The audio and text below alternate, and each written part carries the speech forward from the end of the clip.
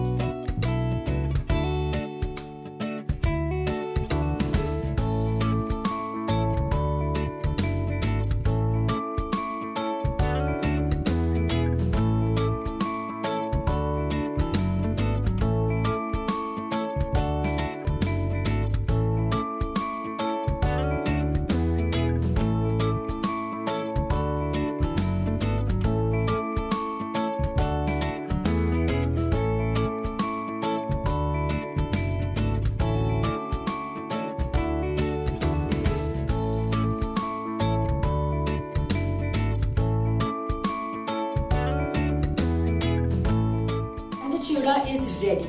Guys, ये चिवड़ा मैंने पोहा के साथ बनाया है, पर अगर आप चाहते हो तो आप इसे कॉर्नफ्लेक्स या मूरी के साथ भी बना सकते हैं। This recipe is super simple and super delicious. जरूर ट्राई कीजिएगा और अगर आपने ये रेसिपी ट्राई की हो तो हमें जरूर कमेंट सेक्शन में नीचे लिख के भेजिएगा। Bye guys.